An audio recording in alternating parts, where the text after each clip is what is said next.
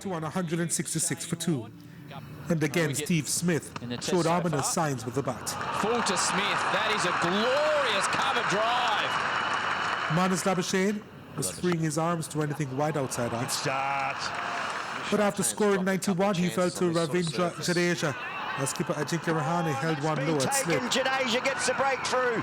Smith continued with his unorthodoxically effective style, bringing up his half-century in the process. 4 more to Smith, that brings up a 50. He would continue to lose partners.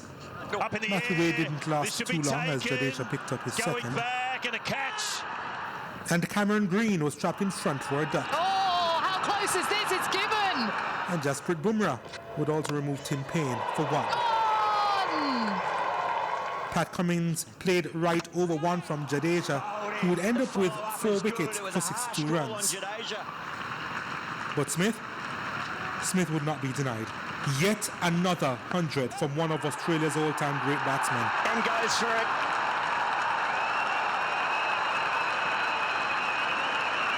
It is an outstanding 100 for an outstanding cricketer. His 27th century in Test 27. When he was last man out, run out, Australia had amassed 337. A disappointing score based on the fact they were 206 for 2 at one stage. India's response was a glorious opening partnership of 70 runs. Rohit Sharma was absolutely flowing. And Shubman Gill with the stunning short-arm jabs through the offside. Glorious shot from Shubman Gill. That's not to say they didn't favour the onside too. That's a cracking strike by Gill. Sharma had to review a decision after he was adjudged to have edged one. He would get a second chance. A chance which he didn't really take. After adding 2 runs, he played this one straight to Josh Hazlewood. Exactly what Australia needed. Gill tucked one into the onside to reach his half-century.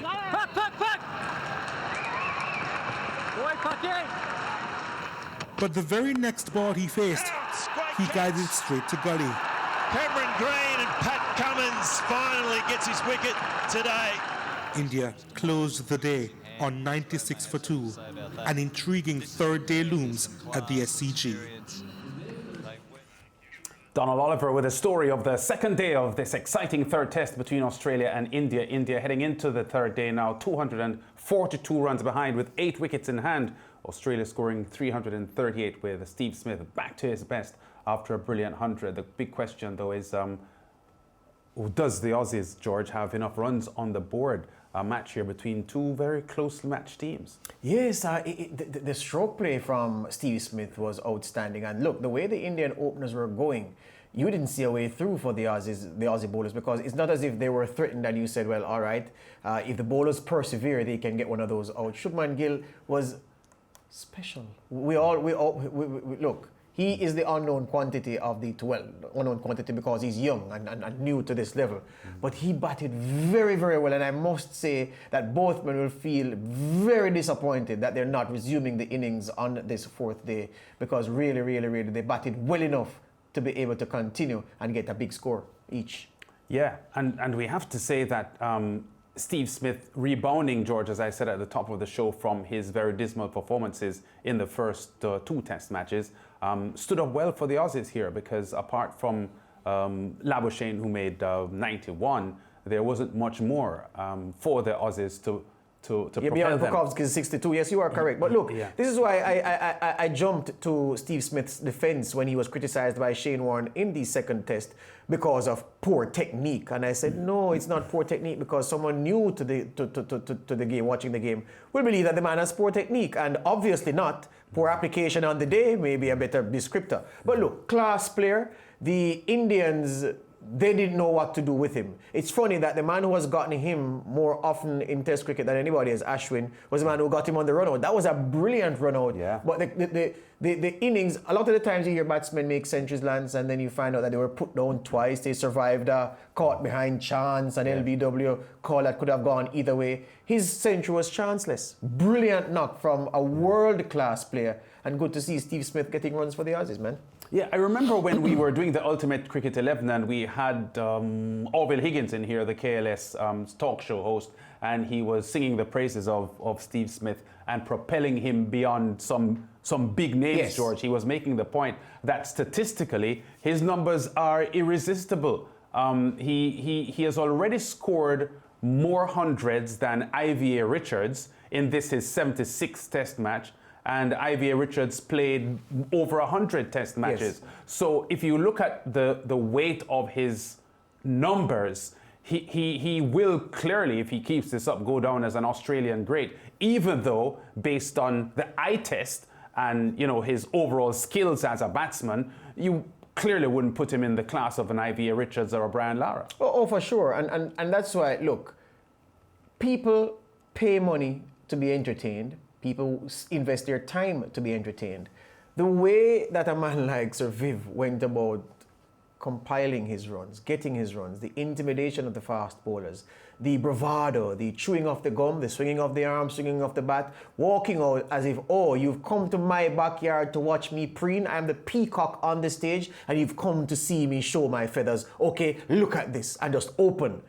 Steve Smith doesn't have that. And no matter the numbers that he puts on the board, as you say, his numbers are already better than Sir Viv's numbers, but nobody will tell you that they'd rather sit and invest time or other things to watch Steve Smith compile 100 as opposed to IVA Richards. And that's an important part of sport. It's a very good point you raised, Lance. Sport is about the aesthetics. It's about, I say, for me, the essence of sport is an athlete, I almost said sportsman, an athlete performing at a level in a particular discipline where you, the layperson, know that you could never do it as well as they do, even if you were a professional. That's why we love Roger Federer and prefer him over Nadal. Yes. That's why we love the BC Laras and IVA Richards of this world. That's why people look at Malcolm Marshall and marvel at how he was able to do what he did in getting batsmen out, thinking batsmen out, even as there are many more fast bowlers with more wickets than he got in his career. Yeah, and just to strengthen the point that you're making and to talk about some other aspects of what makes a batsman successful, which I think, selectors like Roger Harper and so on will have to grapple with as they try to rebuild the West Indies team into a force that could be reckoned with. You look at someone like Shivnarine Chanderpaul, George, and no other batsman in the history of West Indies cricket outside of Brian Lara has scored more test runs than he has. If you look at his batting average, he's number 6 all time, 5 or 6 all time for the West Indies. Only like Headley and Weeks and a few others are ahead of him as far as his batting average is concerned. Yet still, not many people would have Shivnarine Chanderpaul on an all-time West Indies team if you're talking about the sort of proliferation of outstanding and great batsmen we have had over the decades. But there was something about Chanderpaul's application, his dedication, his work ethic that propelled him to these magnificent numbers.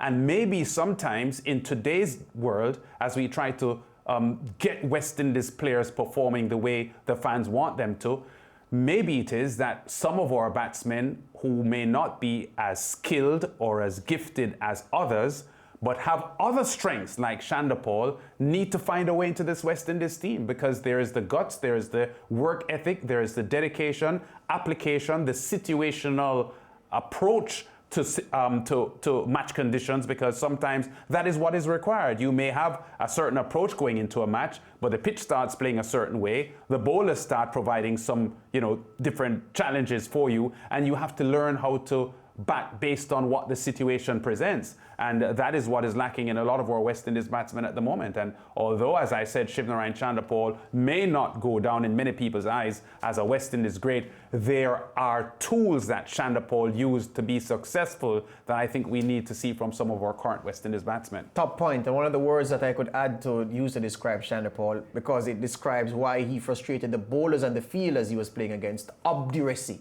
at the crease, yeah? And the last thing, have 2 stalls, Lance, at lunchtime.